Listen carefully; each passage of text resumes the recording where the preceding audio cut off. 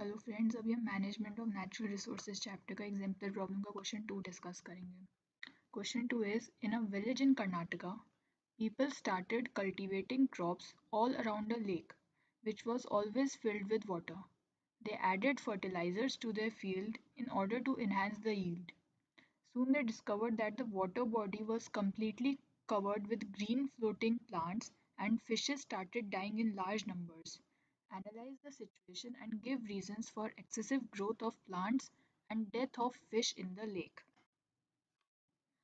So question to कह रहा है कि एक लेक थी, उसके चारों तरफ लोगों ने क्रॉप्स ग्रो कर रखे थे.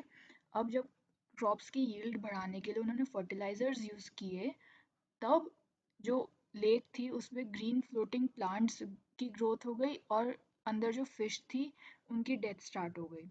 तो ऐसा क्यों हुआ? सो जैसे जब उन्होंने क्रॉप्स में फर्टिलाइजर्स डाले तो फर्टिलाइजर्स में न्यूट्रिएंट्स होते जैसे फॉस्फेट्स एंड नाइट्रेट्स. अब जब रेनी सीजन आया तो रेन वाटर की वजह से वो ये फॉस्फेट्स एंड नाइट्रेट्स लेक में बह के चले गए.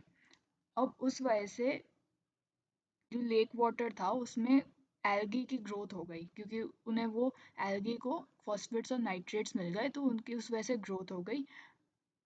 And other aquatic plants, algae and other aquatic plants which float on water surface. अब वाटर सरफेस पे जब उनकी ग्रोथ हो गई तो एक लेयर बन गई वाटर वाटर के सरफेस पर.